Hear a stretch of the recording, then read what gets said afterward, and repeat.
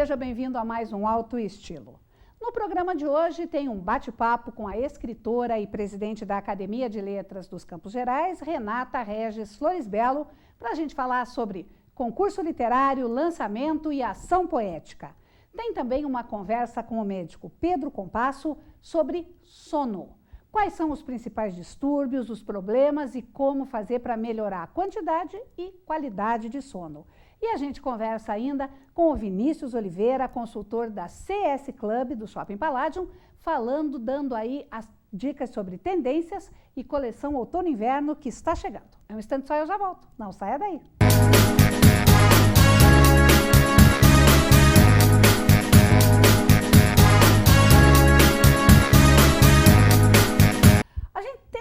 Uma mania, às vezes, até meio equivocada de achar que as coisas só começam a funcionar no Brasil depois do Carnaval. Não, às vezes elas já estão funcionando antes, depois do Carnaval intensificam. Em Ponta Grossa, que é uma cidade com uma efervescente produção cultural, não é diferente. Só que as coisas estão afunilando aí para acontecer cada vez mais e tem muita coisa prevista. E para falar desses eventos culturais, trago a Renata Floresbello, uma grande amiga, e que sempre está promovendo muita coisa.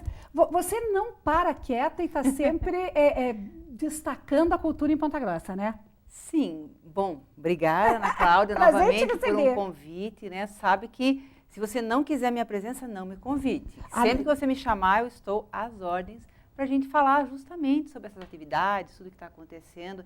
Então, o que a gente puder fazer no sentido de concursos culturais, eventos, lançamento de livros, né? Então, a gente faz mesmo e com muito gosto.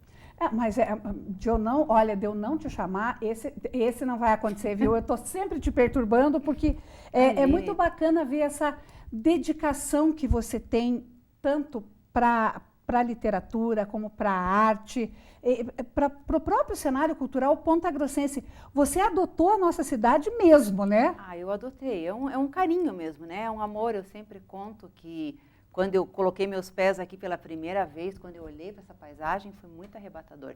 E isso vai completar 25 anos. Nossa. No dia 18 de junho, completarei 25 anos de Campos Gerais. Olha que bacana, que bacana. E interessante porque a tua formação é na área de saúde, né? Você atua na área industrial, mas a tua grande paixão está aí na área de humanas, né? Antes eu me achava um ser meio extraterrestre, né? Até continuo sendo, tudo bem. E além de tudo é roqueira? Sou metaleira ainda. Metaleira, além de tudo. Comemorando os 50 anos do heavy metal. Mas descobri, justamente conhecendo, integrando academias literárias, que o perfil dos escritores é bem diversificado. Claro, tem aqueles mais clássicos, digamos, né? Aqueles que são da área literária mesmo, ou professores de literatura, ou de letras, enfim. Mas tem médico, tem advogado, tem engenheiro eletricista, o que você imaginar de formação técnica específica tem. O interessante que une esses autores é o gosto pela escrita e esse olhar, digamos assim, que foi sensibilizado. Isso eu me encanto, né? A pessoa está lá fazendo qualquer coisa técnica do serviço dela e simplesmente se encanta, ou pelas histórias, ou pelas pessoas, ou pelas vivências, e começa a colocar isso no papel. Então, eu acho isso muito positivo. É fantástico, né, Renata? E você tem uma disciplina para escrever, que inclusive eu sei que muitos outros escritores de Ponta Grossa brincam que morrem de inveja, né? O que eu faço? Eu costumo aproveitar o meu tempo, que é muito escasso, né? Então, não existe... A vantagem é que não existe perda de tempo. Eu até brinco. Peguei uma senha número 5 milhões e qualquer coisa aí numa instituição, num banco, ou estou lá levando um chá de cadeira num consultório médico, seja lá onde for. Não é tempo perdido para mim. Porque eu sempre tenho alguma coisa para escrever, alguma coisa para revisar, ou e-mail para mandar para alguém, ou qualquer coisa assim. Então, a gente aproveita todo esse tempo para escrever. Claro que o processo de escrita passa por fases, né? Tem momentos que a gente está mais produtivo, tem momentos que a gente está menos. Tem a questão da atividade pessoal e tem a questão da atividade acadêmica, né? Isso eu tenho que separar bem, porque por atuar em academias, então a minha dedicação não é só para aquilo que é meu. Não é só para o que a Renata, a escritora, faz, mas é para a participação nas academias. Então, essa dedicação para o coletivo é bastante grande. mais resumo da ópera, que a gente aproveita todo e qualquer minutinho disponível para isso. E olha que você aproveita bem, porque eu tenho, assim, sempre convidado você para entrevistas e sempre para assuntos diferentes. Agora você está, assim, vamos partir do que já está no ar. Tem concurso cultural novo acontecendo para livro novo da Renata? Tem. Esse ano vamos lançar um livro que chama-se Bolso, Onde a Vida Cabe. Que eu brinco com essa coisa mesmo do físico, do bolso. Ó, você tem um bolso aí que cabe muita coisa, cabe muita vida. Eu estou sem bolso hoje. Mas, enfim, essa brincadeira do físico, né? Mas espera lá, é só um bolso. Quase as roupas têm muito bolso, todo mundo anda com bolso, é guarda-pó, qualquer coisa tem bolso. Mas o que cabe dentro de um bolso? E o livro de bolso? O livro de bolso é menor, tem menos vida nele do que uma coisa gigantesca, uma coleção de N volumes. Então, essa coisa do espaço, o que cabe, o que tem vida, é um mini-conto, é um romance gigantesco. Então, tudo isso a gente coloca nesse grande caldeirão, que é um bolso, que não é nada óbvio. E daí, da ideia do livro, já surge a ideia do concurso, né? Que nós estamos com o edital aberto, que é A Arte que me cabe, onde a vida cabe. Esse é o nome do concurso, né? Várias pessoas me perguntam, mas o que eu vou escrever com isso? Mas que tema complexo? Não, não é complexo. É a coisa mais simples do mundo. É a arte, a sua arte, seja ela qual for, que vai caber em qualquer lugar, onde cabe a vida. Exatamente. Então, no fundo, é a coisa mais simples, quase que qualquer coisa que você queira colocar ali. É rapidamente abrangente, né? E passa pela possibilidade das artes visuais e das artes escritas, né? Então, a gente está dividindo em categoria imagens, que abrange tudo, porque hoje a gente tem que falar assim bem genericamente, né? O que é visual, então não é só um quadro, uma tela, uma arte plástica, uma ilustração, é um desenho, é uma foto, é qualquer coisa que você possa, né, ver na forma de imagens. E o palavras. Palavras também vai caber tudo. É mini-conto, é crônica, é poema, é trova, é haikai, é qualquer coisa. Então, é um grande caldeirão, né? Lógico, vamos separar em categorias palavras e imagens, mas tudo que os interessados quiserem nos mandar nessa abrangente possibilidade está valendo. E a gente vai divulgar isso no lançamento do livro, né? Vai trazer o que foi selecionado, qual é o material. E está bacana o edital, porque assim, várias pessoas já têm procurado, perguntado. Aí já conta um pouquinho da sua história. Ah, eu sou fulana, eu trabalho com não sei o quê. Puxa, eu tenho aqui 100 e poucos textos guardados. Ah, eu nunca mostrei nada do que eu faço, eu quero participar. Então já fica assim, bacana, que é quase um confessionário, né? Olha o concurso que vira, né? O concurso vira meio um confessionário. Isso é muito bacana, porque a pessoa vai contando um pouco da história dela, tem essa necessidade de falar como é que ela escreveu, né? Quase assim, está confessando o seu crime na arte, no melhor dos sentidos. Claro. Não é psicoterapia, mas é literaterapia? Estamos inventando um termo novo aí? Também Literaterapia? Pode ser. Pode ser, né? Pode ser. Cabe tudo. Literatura. É mais uma coisa que cabe nesse mega bolso aí. E interessante, né, Renata, como as pessoas, elas são tímidas. Não sei, as pessoas parecem que são tão tímidas para falar em público, para cantar em público, como para mostrar o que elas escrevem. Sim. Tem uma coisa muito clara, né, para mim na escrita. No começo eu brigava um pouco com isso, agora já assumi. Não tem como não revelar um pouco de si. Mesmo que você conte uma história lá do fim do mundo, o meu texto é um romance sobre não sei o que não tem nada a ver comigo, eu estou pesquisando, de um jeito ou de outro o autor vai se revelar. Na forma, no olhar que ele lança, o que ele escreveu falar sobre aquele personagem, por que ele pegou esse ponto de vista, não pegou aquele. Então tem um aspecto de se desnudar. Então o autor ele se coloca um pouco nu diante do seu público, né? E estar nu, digamos assim, que não seja a coisa mais confortável para qualquer pessoa. Exatamente. Então, querendo ou não, sempre se... Mas eu escrevi isso aqui que as pessoas vão olhar, vão achar de mim. Ela escreveu isso, e daí? E daí escrevi, pronto. Tá ponto. Alguém vai gostar e alguém não vai gostar. Ponto final. Se vão me identificar ou não, não tem nenhum problema. Se é meu ou se é de alguém muito pertinho, as pessoas brincam comigo que elas falam, Renata, não dá para contar nada para você. Porque corre o risco de parar num conto, numa crônica. Corre o risco, sim. Corre o risco. Às vezes tem umas coisas muito engraçadinhas que a gente vê, ou pitorescas, ou às vezes assim, é um detalhe, é uma expressão, né? Como o tal do cabelo capim. Uma amiga muito querida, próxima, soltou essa, ai, meu cabelo cresce. igual capim. Cabelo capim. Aquilo ficou na minha cabeça. Aí saiu lá uma crônica, cabelo capim, que depois no lançamento do livro, alguns moços que ganharam o concurso, que por sua vez eram careca e brincaram com a história do cabelo capim, aquilo virou uma coisa muito engraçada, assim, passou pela cabeça de todo mundo e aquela ideia daquele cabelo realmente cresceu feito capim. Olha que maravilha, né? E você veja, são coisas,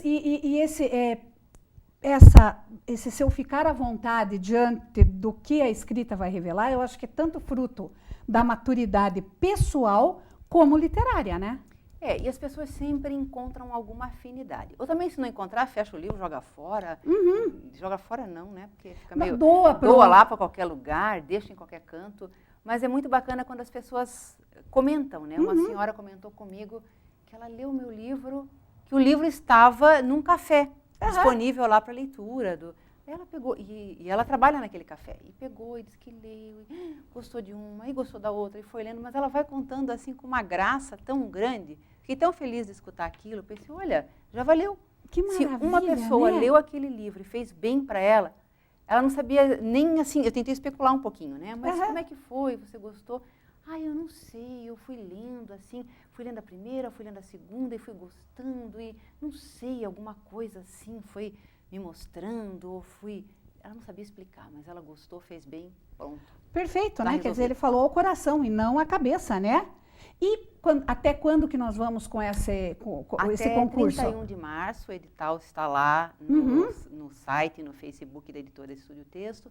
Todas as informações podem ser consultadas lá. Tá joia. E a previsão do lançamento do livro? Para o primeiro semestre. Tá. E aí, mas não fica só nisso, ainda tem ação poética, mais Temos uma edição... ação poética, felizmente, estamos aí para o 7º ano. Olha que maravilha. Desde 2014, todo 8 de março, fazendo a ação poética do Dia da Mulher, que é uma homenagem às mulheres, com entrega de flores e poemas, mas, no fundo, tendo como pano de fundo a divulgação dos nossos autores aqui da região dos Campos Gerais. Olha, atuais, antigos, todos os tempos. E essa ação poética vai ser exatamente no dia 8, um domingo? Sempre no dia 8. Esse ano cai num domingo, então até vamos fazer uma combinação. A ação poética vai acolher o lançamento do livro Saindo do Casulo, né, que é uma iniciativa de uma psicóloga de São Paulo, que reuniu vários autores, todos psicólogos. Aqui de Ponta Grossa participa a Daniele Rodrigues, uma psicóloga, e tem prefácio da Alana Águida Berti, né, nossa querida colega escritora, também das entidades culturais aqui da cidade, que foi selecionada para o projeto por ter uma história de vida muito bonita, de muito empoderamento, e apesar de não ser psicóloga, ela faz o prefácio do livro.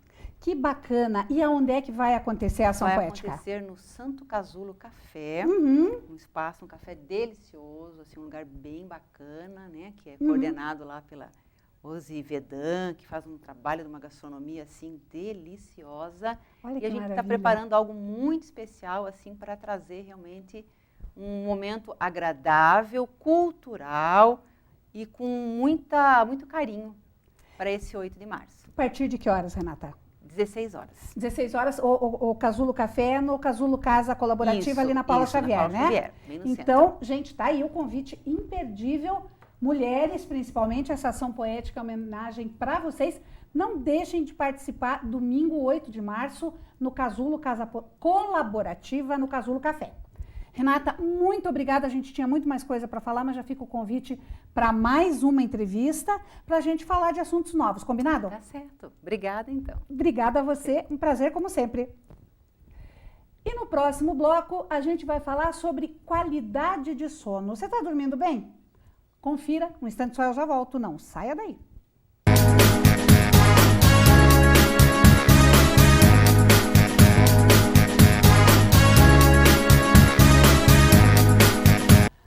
Conta uma coisa, você dormiu bem essa noite? E isso foi um fato isolado, uma conquista fantástica, ou isso é comum na sua vida? Se isso é comum na sua vida, parabéns, nos dias de hoje você é uma exceção. O sono tem sido uma situação que tem deixado as pessoas bem preocupadas. E não só os pacientes, como também os médicos. E para falar sobre isso, sobre qualidade e importância do sono, eu recebo hoje o Dr. Pedro Compasso. Seja bem-vindo, prazer te receber. Obrigado. Você dormiu bem essa noite? Dormi bem. E isso para você, como eu perguntei para o pessoal, deve ser mais ou menos comum, que você conhece os macetes aí. Na verdade, eu sei aproveitar a oportunidade.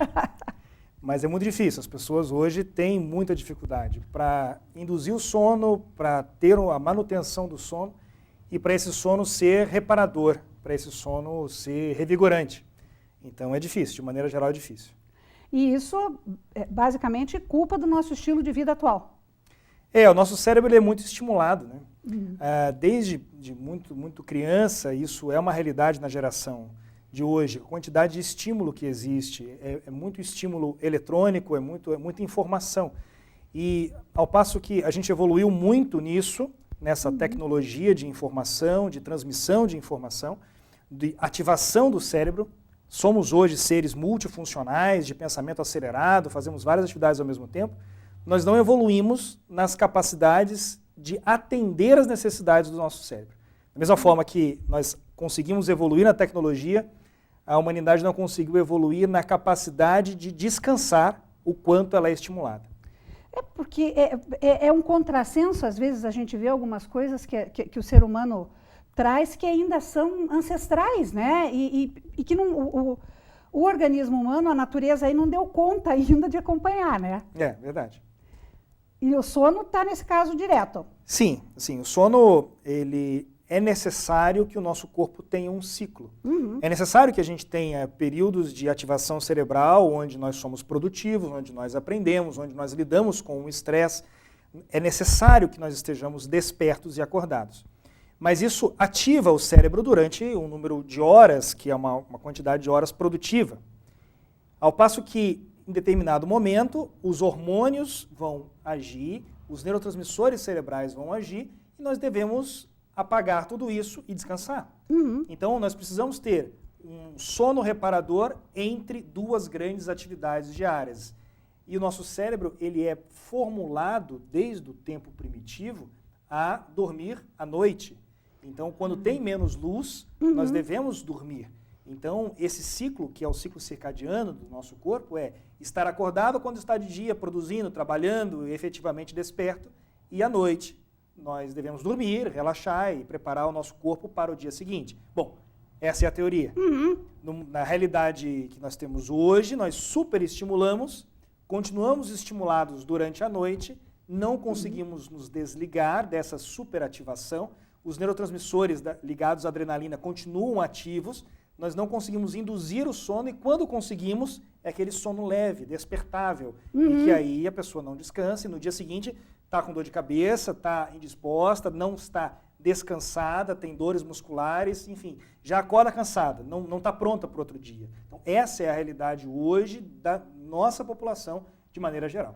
Então, quer dizer, nós estamos aí pecando tanto na quantidade de horas, né, de sono, quanto na qualidade dessas horas. Nós estamos fazendo errado de todo jeito. Em teoria, deveria haver esse equilíbrio, né? Nós temos, então, 8 horas produtivas trabalhando, excetuando os momentos de transporte, os momentos de alimentação, os momentos que você está ali fazendo entre uma atividade ou outra. Mas com uma jornada de trabalho, 8 horas das nossas 24 horas são acordado e produzindo. 8 horas deveriam ser dormindo. Então, essa é uma conta simplista, mas ela responde à tua indagação quanto à quantidade de horas. Algumas pessoas conseguem dormir às 8 horas, mas ainda assim acordam cansadas. Então, há para esses indivíduos também um déficit na qualidade do sono. E aí vão influenciar vários fatores, né? Há pessoas que conseguem dormir 8 horas porque tomam remédio para dormir, há pessoas que conseguem dormir 8 horas porque têm sono, mas elas acordam cansadas da mesma forma. Aí são outros distúrbios orgânicos ou outras situações psicológicas que devem ser investigadas. Então, é sim a quantidade e a qualidade que devem ser oferecidas para o nosso corpo na medida exata. Doutor Pedro, e tem aí também alguma questão genética ou a coisa é meio para todo mundo mesmo? Porque tem pessoas que dizem, eu durmo 4 horas por noite, para mim está ótimo. Eu morro de inveja, porque eu durmo às 8 e não acho que é suficiente, né? Mas existe isso de pessoas assim que só com 4 horas de sono está tudo bem? Há pessoas que têm um domínio da sua atividade cerebral mais bem apurada. Há pessoas que têm uma disciplina cerebral. Há pessoas que conseguem estar focadas e conseguem estar interagindo com a sua atividade com muita disposição e afinco e, em determinado momento, desligam e efetivamente conseguem não estar pensando em nada e relaxar e dormir. Essas pessoas são exceção, realmente, na nossa realidade moderna, né, nas pessoas atuais. É claro que por faixa etária vai variar a quantidade de sono ideal ou previamente ideal, ou prevista como ideal. Mas há aqueles que conseguem dormir menos e ter uma qualidade de sono melhor. Então, para o nosso corpo vale como um equilíbrio da balança aí de sono e de atividade. Mas não é regra. A maioria das pessoas não consegue dormir nem a quantidade e nem tem a qualidade do sono. E hoje a gente vive uma verdadeira epidemia do uso, principalmente dos benzodiazepínicos, né, para dormir. E tem bastante coisa em torno disso. É um remédio que vicia, é um remédio que cria dependência, é um remédio que induz um sono, mas não é um sono de qualidade. O que tem de realidade, de mito nessa questão do remédio para dormir? Veja, o benzodiazepínico, ele nem é originalmente um remédio para dormir. O benzodiazepínico, ele é uma terapêutica para a ansiedade. E é previsto que nós utilizemos certos benzodiazepínicos para transtornos relacionados à ansiedade. Outros benzodiazepínicos são relacionados a sedações, e sedações necessárias para determinadas situações. Então, nós precisamos sedar o cérebro numa crise convulsiva. Então, é um grupo de benzodiazepínicos. Nós precisamos sedar o cérebro para submeter o paciente a uma anestesia. É um outro grupo de benzodiazepínicos. E há os benzodiazepínicos que são prescritos para serem tomados em casa pelos pacientes, que são relacionados à ansiedade. Nenhum deles é para dormir. Agora, é claro que quando você desliga a atividade neurológica, quando você apaga a luzinha do seu cérebro e ele relaxa, é capaz que induza ao sono, porque o cérebro diminui a sua atividade. Mas não quer dizer que naquele momento o seu cérebro estava preparado para isso. Naquele momento o seu cérebro estava pronto para... Não, simplesmente foi bloqueada a transmissão. E aquele neurotransmissor que está ali disponível, aquela adrenalina que está ali disponível, mantendo o cérebro aberto, mantendo ali o receptor aberto, ela continua. O que nós precisávamos é, antes de dormir, termos neurotransmissores do relaxamento. Então, nós precisávamos, antes de dormir, ter serotonina, precisávamos ter endorfinas, precisávamos ter outros neurotransmissores. O que o benzodiazepínico faz não é te dar o neurotransmissor certo, ele bloqueia. Ele simplesmente faz o cérebro bloquear a ação da adrenalina. E aí, com isso, ele ceda. Dependendo da dose que é tomado, ele ceda. Mas nenhum desses. Você tem uns conhecidos utilizados aí para dormir, né? O clonazepam, o Rivotril, né? O famoso, o alprazolam, o Frontal. Então, esses benzodiazepínicos, eles não foram feitos para as pessoas dormirem. As pessoas dormem porque o cérebro desliga quando elas fazem uso. Então, quer dizer, ele é realmente um sono artificial, entre aspas. Sim, há pessoas que não dormem sem essas induções.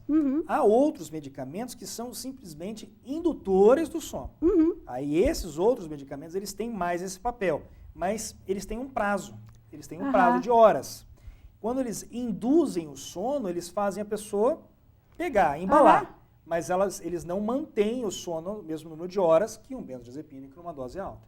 Então, qual que é a relevância disso? Há pacientes que não conseguem, por insônia, não conseguem pegar no sono. Então, esses remédios seriam muito úteis e no dia seguinte eles não têm o efeito rebote. Eles não estão lá se arrastando. Agora, você toma um benzodiazepínico, você vai pegar no sono, vai manter uma atividade cerebral diminuída durante um período longo, mas no dia seguinte você não está descansado, porque os seus neurotransmissores eles ficaram abertos lá, eles ficaram bloqueados a noite inteira, esses receptores cerebrais, e aí quando chega no dia seguinte, a pessoa está cansada do mesmo jeito. Então, o que tem que se fazer é o ajuste fino. Qual que é a necessidade, qual que é o perfil de vida desse paciente, qual que é a melhor opção terapêutica para ele. Daí funciona. Não tem receita de bolo. Ah, deu certo para minha vizinha, deu certo para minha mãe, deu certo, aí eu vou tomar também. Não tem. Ah, divide comigo, não está dormindo bem? Ó, divide meu remédio aí, toma comigo. Não é assim. O povo adora isso, né? Adora. Eles chegam no consultório e falam, pois é, mas a minha comadre toma e deu certo, eu quero tomar esse remédio. Então eles fazem o diagnóstico, eles já dizem qual que é o distúrbio do sono que eles têm, eles já dizem qual que é a terapia e só chegam lá para pedir a receita. Essa cultura existe e é muito errado, claro. Perigosa, inclusive. Sim, claro. E hoje em dia, em tempos de Dr. Google, é uma maravilha, né? Sim. A internet ela é uma ferramenta poderosíssima para os dois lados, né? Para o bem e para o mal. É muito bom hoje quando o paciente já chegou orientado, quando ele já foi e identificou de maneira geral um site seguro, o site da Sociedade Brasileira de Pneumologia. Então ele foi lá e descobriu sobre os distúrbios do sono. Então ele pegou uma informação segura. E aí ele comparou essas informações com o que ele está sentindo. Ele chega para você com argumentos científicos para conversar. É ótimo. Os valores de referência nos exames de laboratório são ótimos. O paciente ele chega mais ou menos assustado agora. Ah, tá. Ele não sabe o que quer dizer o valor que está alterado, mas é ótimo que tenha. Então, a informação ela é poderosa. Há algumas gerações atrás, só o médico, Deus, detinha essa informação. E isso não era uma cultura tão positiva assim, porque nós poderíamos fazer o que quiséssemos com essa informação. Hoje não, hoje você sabe que seu paciente chega lá e ele tem conhecimento do que está acontecendo. Se ele buscou esse conhecimento num site ou numa fonte segura, né? Isso é verdade. Só que existem os mitos. Se a pessoa ela é induzida a acreditar em uma inverdade ou numa verdade inventada, ela já chega mal armada, ela chega lá ou com um desespero infundado, ficou lá preocupada semanas, até o dia da consulta, lá nervosa, esperando chegar a consulta para te saber se é verdade ou não, ou chegou lá com uma cultura errada na cabeça e está lá só para poder pegar o remédio de uma coisa que nem é necessária. Então, a internet é poderosa. A informação hoje faz com que a nossa geração seja uma geração melhor de médicos, porque a gente está lidando com pacientes melhores informados. Então é claro que nós temos que estar melhor informados ainda que eles, porque nós somos submetidos a uma sabatina. Eles perguntam, eles abordam, eu ouvi dizer, eu li em tal lugar e tal. Então eles chegam com uma posição de mais bem informados e menos humildezinhos e aceitando tudo. Então é ótimo. Nós temos que nos tornar médicos melhores para atender esse tipo de paciente. Mas a internet tem que ser filtrada. Senão você acha que você tem uma doença que você não tem, você precisa tomar um remédio que você não precisa, né? Então tem que ser filtrado, tem que buscar sites confiáveis, buscar informações que sejam verdadeiras. E quando que o distúrbio do sono, porque você dormir mal é necessariamente um distúrbio do sono? Primeiro deixa eu perguntar isso, antes de ver quando que eles são perigosos, mas você dormir mal, ele é sempre um distúrbio do sono ou é uma fase passageira, como é que fica? Veja, a gente pode colocar tudo no mesmo balaio, então. Dormir mal, a gente pode dizer que é um distúrbio do sono. Só que muitas vezes o dormir mal, ele não está atrelado à sua incapacidade de ter um sono efetivo. Às vezes você dorme mal porque você tem um problema ortopédico, você dorme mal porque você tem um problema cardíaco, você dorme mal porque você tem um problema na tireoide, e o seu sono, se não fosse por esse problema orgânico externo, ele seria perfeito. Então você não teria nenhum problema para o seu cérebro ativar os neurotransmissores do bem, do relaxamento, né? Que eu citei, a serotonina, a endorfina. Então o seu cérebro ele funcionaria bem com isso. E você dormiria bem. Só que você tem um problema ortopédico, você tem dor nas costas. Você tem um problema cardíaco que você não pode baixar a cabeceira, então você tem falta de ar. Você tem um problema de ronco e apneia do sono. Então tudo isso colabora para você dormir mal ou dormir bem e não necessariamente ter um distúrbio do sono. Agora, há pacientes que organicamente funcionam muito bem e o problema é a incapacidade de pegar no sono ou de manter o sono. É um problema puramente neurológico.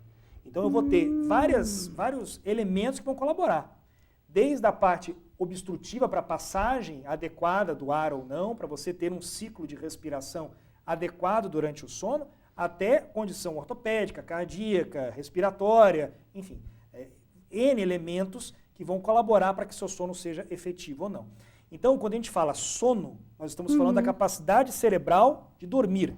E quando nós estamos falando de todos esses problemas que eu citei, eles fazem com que haja uma base orgânica para que esse sono funcione. Agora, tudo é um equilíbrio no nosso corpo, né? Se um desses itens ou vários desses itens estiverem em desordem, o desequilíbrio vai cair numa noite mal dormida. E daí ele chega para lá no consultório, ou chega para a comadre, ou chega para a vizinha e fala assim, olha, eu não dormi bem, eu tive uma noite de sono horrível, mas a noite de sono horrível foi por quê? Né? Qual que é o elemento que foi o principal causador disso? Então, nem todos os distúrbios do sono são tratados com remédios para dormir. É isso que eu quero dizer. Então, tem causas diferentes. Sim, às vezes eu vou fazer o meu paciente que não está dormindo bem, eu tenho que tratar a hernia de disco. O paciente não está dormindo bem, eu tenho que tratar a insuficiência cardíaca. Não está dormindo bem, eu tenho que tratar o ronco dele. Eu tenho que tratar a tireoide dele, por isso que ele não dorme bem. Então eu não vou tratar o distúrbio do sono só com remédio para dormir. Esse é o ponto. Então a gente tem que buscar a causa. E aí que a comadre não entra. É aí que o Google não entra. Esse link entre reunir todas essas informações e dizer por que a pessoa não dorme e qual que é o mistério que deve ser tratado de tal ou tal forma, é que entra o elemento do médico. Então, essa cultura que eu acho que um programa como o seu, uma situação como essa, tem que desmistificar. Não dormir bem não quer dizer que a solução do problema é tomar um remédio para dormir. Ah, tá. Esse nosso papo está muito bom, achei bem interessante isso. A gente pode continuar só mais um pouco? Claro, pode. Então, no próximo bloco, a gente continua. Não saia daí um instante só, eu já volto.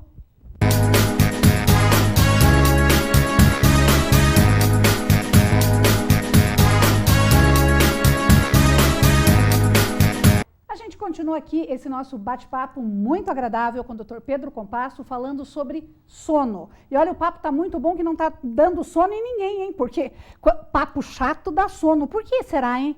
Que conversa chata, música muito lenta. Por que essas coisas induzem a gente ao sono? Pouco estímulo. Ah, tá. Se a gente fizer as coisas no escurinho, com som baixo, sem muito estímulo ao mesmo tempo, o nosso cérebro vai desligando esses receptores desnecessários e ele vai entrando no modo de baixa rotatividade.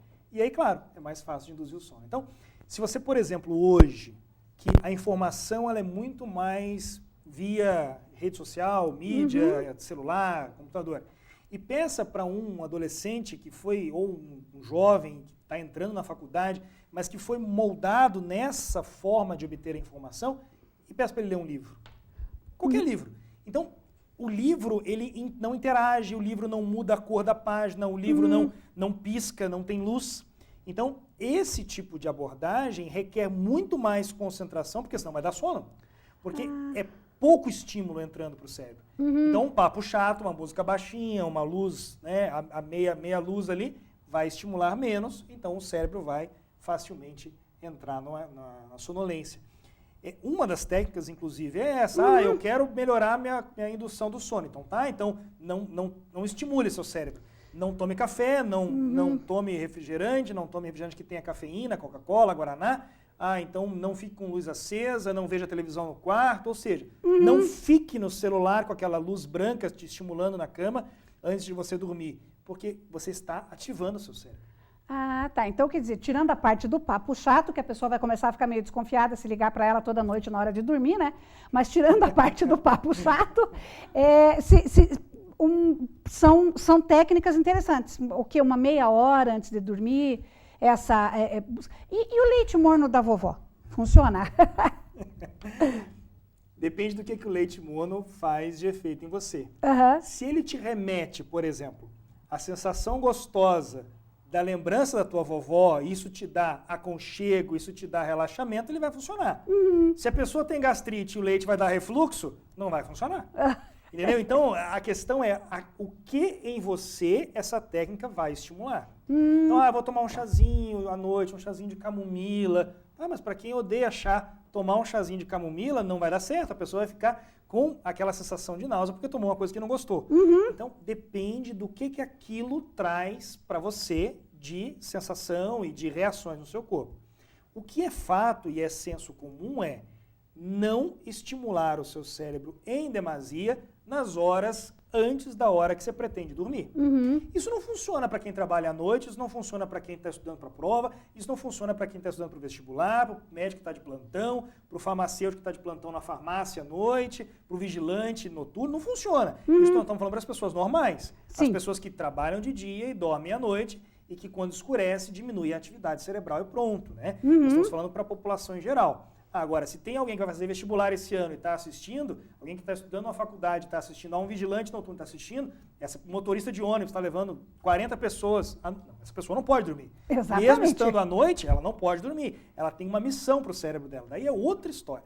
Então, agora, para regra comum, para senso geral, o ideal é atividades que relaxam, desativam e não estimulam o cérebro. Ou seja, ir diminuindo o estímulo minutos antes, horas antes, até a hora que você vai dormir.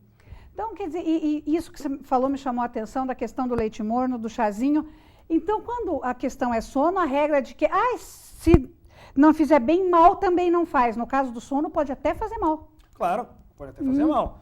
Isso do leite, por exemplo, se a pessoa tem intolerância à lactose, se a pessoa tem gastrite, se a pessoa tem refluxo, o pH do leite, o volume que ele vai fazer no estômago, o refluxo que isso pode causar, se a pessoa tem uma hérnia de hiato quando deita, então tudo isso vai ser prejudicial, não vai ser bom, pegando o exemplo que você deu. Há outros tantos exemplos de coisas que as pessoas fazem antes de dormir que eu poderia trazer a contrapor aí situações que não seriam adequadas com essa técnica. O que eu digo para você, o sono, ele é uma atividade cerebral. Então, o que é senso comum para todos os pacientes? Não ative o cérebro antes de dormir. Vá diminuindo a atividade e o estímulo cerebral antes da hora de você dormir. Então, tudo que faz para ativar o cérebro, você tem que diminuir ou retirar antes das horas que você vai dormir.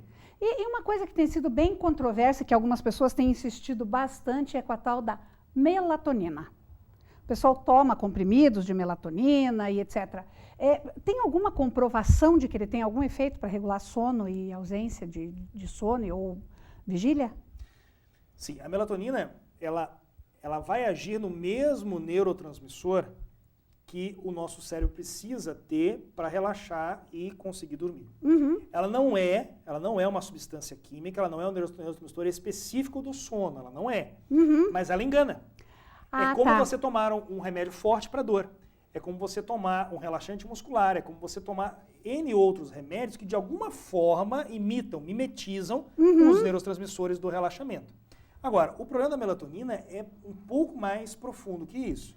É o uso indiscriminado da droga em doses que não são calculadas para cada indivíduo e sem a devida comprovação se para aquele indivíduo é o que ele precisa para dormir. Então, muitas vezes a pessoa não precisa de remédio para dormir. A pessoa não dorme por outros fatores, outras circunstâncias orgânicas que nem sequer estão sendo tratadas. Às vezes eu tenho um paciente que está tomando vidros e vidros de melatonina para dormir e tem uma doença da tireoide. E não sabe que tem a doença da tireoide. Por quê? A vizinha trouxe dos Estados Unidos aquelas caixas verdes, assim, aqueles pote verde, tampa amarela de melatonina, tem 200 tabletes lá e a pessoa está tomando aquilo e achando que está fazendo certo. Enquanto ela não foi capaz de ir a uma consulta, fazer uma identificação clínica, um exame, que comprovasse que ela tem uma doença na tireoide. E é por isso que ela não dorme. Então ela nem está tratando a doença certa e está usando algo que tem um efeito duvidoso para ela. E no caso quando é que é o momento do paciente procurar um médico? Uma noite mal dormida, 10, 5, qual é a medida aí que ele deve procurar ajuda? Não tem uma regra, não tem um número mágico. A questão é o quanto que isso te incomoda. Então, por exemplo, se eu estou de plantão e não dormi a noite inteira, é claro que no dia seguinte eu estou cansado. Se eu dormir na minha casa, é claro que no dia seguinte eu estou descansado. Então, isso é uma escolha. É um tipo de trabalho que eu desenvolvi e escolhi fazer. Agora, se a pessoa segue uma rotina e ela vem dormindo bem e num dada noite ela não dorme, algo pontual, ela não vai procurar um médico porque ela não dormiu uma noite bem. Agora, se ela sistematicamente passa por isso e isso traz um desconforto e traz prejuízos na sua vida, sim, essa é a hora. Então não tem um número mágico da quantidade de noites mal dormidas, mas sim, o quanto que isso está incomodando, principalmente no seu rendimento. É claro que uma noite mal dormida a pessoa sente no outro dia, mas se ela dormir naquele outro dia melhor, pronto, uma coisa compensou a outra e bola para frente. Agora, se ela fica o mês inteiro sem dormir bem, é uma desordem. É um distúrbio do sono que precisa ser investigado, precisa ser abordado. Porque certamente, repetidas noites mal dormidas vão levar a um desequilíbrio orgânico que fará a necessidade imediata dela procurar atendimento. E o cansaço é uma das consequências, né? Porque a falta de sono, ela pode causar doenças mesmo, doutor? Sim. Quando nós não dormimos bem, nós mantemos um nível de cortisol, que é um hormônio relacionado a esse padrão de relaxamento e atividade, mantemos ele muito alto. O cortisol, por sua vez, ele é muito semelhante na sua forma de agir interdependente com a adrenalina. Então eu vou ter, em mulheres, um índice de enxaqueca muito maior, por exemplo, quando elas não dormem bem. Nos hipertensos, as pressões sobem muito mais quando não dormem bem. Nos diabéticos, há um descontrole da diabetes muito maior em quem não dorme bem. Na fibromialgia, a pessoa está toda dura, igual um robô, quando ela não dorme bem. Então eu vou ter várias doenças que pioram muito quando a pessoa não dorme bem. Então, é muito importante que isso seja, que fique muito claro que as pessoas podem não dormir bem por diferentes fatores. Só que se elas já possuem doenças prévias, não dormir bem piora e muito a manifestação crônica dessas doenças. E daí isso vira um problema. O que é importante ressaltar também é que não dormir bem o mês inteiro, estou passando 3 meses com um problema e não estou dormindo bem, não é para você ir numa emergência no hospital e falar, olha, doutor, eu não estou dormindo bem. 4 horas da manhã você bate lá no hospital e fala, olha, eu vim aqui consultar porque eu não estou dormindo bem. Não é o médico para você fazer isso, porque esse médico não vai te acompanhar, ele não fará toda a investigação corretamente, ele está lá para uma emergência. Se você caiu da cama e bateu a cabeça porque você não estava dormindo bem, ok, isso é uma emergência. Sim, né? É emergência, tem que ir no hospital porque você perdeu a consciência quando você caiu, isso virou uma emergência. Tudo bem. Perfeito. Agora, eu estou há 3 meses sem dormir e eu vou num plantão à noite bater lá, olha, eu não estou dormindo bem. Não é o profissional para te atender, não é a pessoa que vai ter psiquismo naquele momento para te atender, porque ele está vocacionado para as emergências. Ela precisa, essa pessoa, esse paciente, precisa de um profissional que investigue todas as possíveis causas da pessoa não estar dormindo bem. E depois de investigar todas, estabelecer as principais causas que estão levando a isso, estabelecer a terapêutica. E tem que acompanhar. Esse paciente precisa ser acompanhado. Então, se é um plantonista, sabe lá que outro dia o plantonista vai estar lá. Então, ela precisa ter um profissional que a acompanhe. E qual é o profissional que ela deve procurar? Clínico geral, no teu caso você é pneumologista ou qual é o profissional que ela deve ir em busca? A maioria dos pacientes tem o profissional que confia. O primeiro a ser procurado é esse. Sabe por quê? Porque às vezes a causa de estar perdendo o sono é por um problema pessoal. Tá. E aí ela vai se abrir com quem ela confia. Seja o ginecologista, que possivelmente não vai ser a pessoa que vai conduzir todo o tratamento, mas vai ser para quem a paciente vai se abrir no primeiro momento. Então, então o distúrbio do sono vai ser tratado só com psiquiatra, só com neurologista ou só com pneumologista? O pneumologista ele vai tratar o distúrbio do sono se ele for relacionado à apneia, à obstrução, à rinite, ao ronco. Ele vai tratar esse distúrbio do sono. Mas se a pessoa, por exemplo, está passando por um problema pessoal, um problema de relacionamento, um problema no seu trabalho, e isso está fazendo uma grande angústia, uma grande ansiedade ou uma depressão, não necessariamente é o pneumologista. Se esse for o clínico geral que também a acompanha, e todo médico é um clínico geral, inicialmente, por vocação, nós não devemos tratar as doenças, nós tratamos os doentes. Sim. Nós não tratamos o sono, nós tratamos o indivíduo que não está dormindo, isso é muito importante. Então qualquer médico, se esse médico for um médico de confiança do paciente, é ele que deve ser abordado primeiro. Se é ele que vai conduzir toda a magnitude disso ou não, aí é uma outra circunstância. Mas a principal dica que eu posso dar é procure aquele que você confie. Aquele que vai chegar num ponto da conversa que você não vai ter receio de se abrir. E nunca subestime a insônia. Nunca subestime a insônia, claro que não. Tá certo, doutor. Muito obrigada, adorei a nossa conversa. Obrigado. Pode ter a mais absoluta certeza que vou explorar você mais algumas vezes, porque foi muito bacana esse nosso bate-papo. Muito obrigada. Obrigado a você. E você agora confere o nosso papo sobre estilo. É um instante só.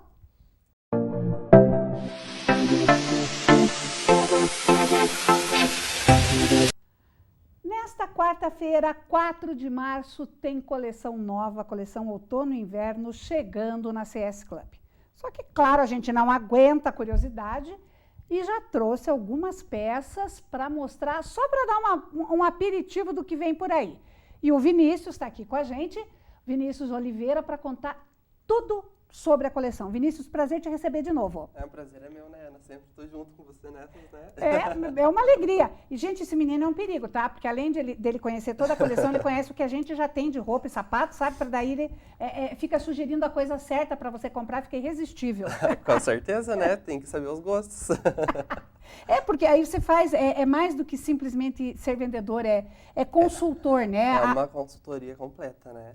E a CS tem essa marca registrada, né? Sim, com certeza. Nós nos vemos não como vendedores, nós não somos classificados como vendedores, o que é uma coisa legal. Nós somos consultores de moda, consultores de venda. Nós prestamos uma consultoria para saber qual que é a necessidade que a CS Lover, né, que a mulher vai precisar para o dia a dia dela, seja para uma bolsa específica, para qual ocasião, quanto para um calçado, né, no mesmo segmento. E isso ajuda tanto, porque às vezes a pessoa está tão indecisa, né, Vinícius, sobre o que levar ou para determinada ocasião especial, ou para o dia a dia, ou o que combina. Às vezes a pessoa está meio, não sabe bem para que caminho ir, né? Ah, com certeza. Então, e o treinamento que é passado, né, é essencial para conseguir contornar, digamos, não essas objeções, mas tirar essas dúvidas, né, que a mulher tem, essa indecisão. Então, é uma coisa, acho que, muito importante, que eu acho que precisaria ter mais nas outras lojas, né, da cidade, essa consultoria, né. Com certeza. E vocês ainda fazem isso de modo top, né? Porque, gente, a CS de Ponta Grossa já acumula 2 troféus de melhor franquia do Brasil e de melhor gerência do Brasil. Então, aí já dá para ter uma ideia do padrão, né?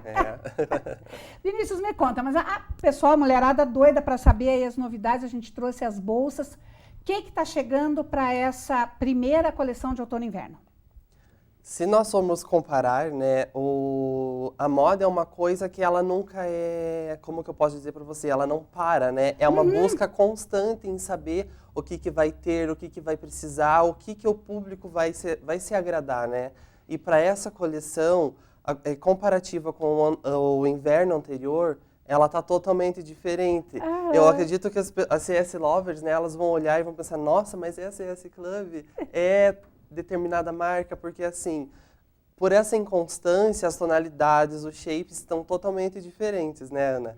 E eu acredito assim que, por exemplo, a cor básica dessa estação, começamos com oliva. Com oliva, gente, esse oliva é maravilhoso. Aqui na câmera aberta a gente consegue ver melhor. Olha essa tonalidade, olha essa bolsa, ela vem aqui. Esse é o notebook, né? Sim, ele é o camurça, que ele também é uma das trends dessa coleção, o camurça, né? Então ele tem toda essa textura que ele cria um aspecto mais inverno. Uma coisa diferencial também é a forma geométrica da bolsa, né? Com as diversas alças, né? Que é uma linha mais versátil. Ela também ela puxa para o aspecto de franjas, né? Que ela é uma linha mais western, que aqui no Brasil nós conhecemos como uma linha mais, digamos, velho oeste, né? Que daí já condiz com as botas, as montarias, então tem todos esses shapes diferenciais, né? Ele puxa até para um apelo meio folk, né? Apesar de não ter estampa. Com certeza. É porque o que acontece?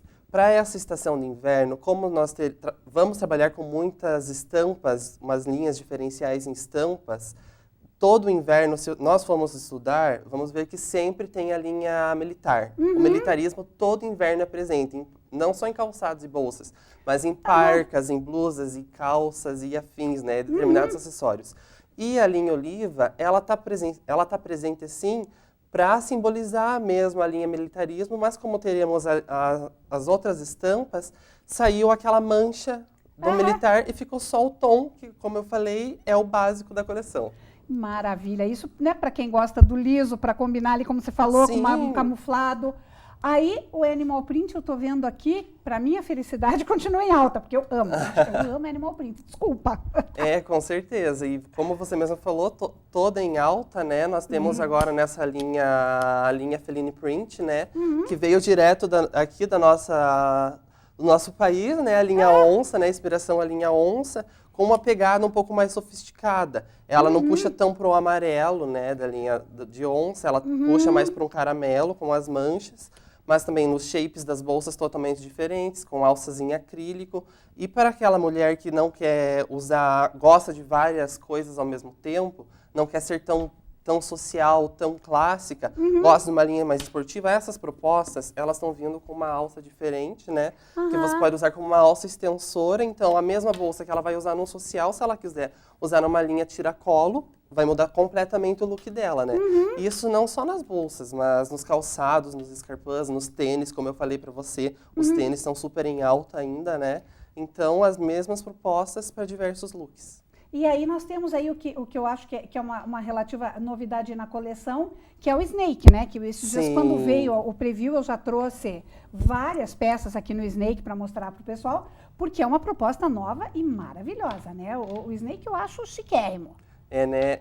Eu acredito assim, é uma necessidade que a mulher clássica, a CS Lover mais clássica, precisou ter no guarda-roupa dela. É um adereço diferente, uma estampa.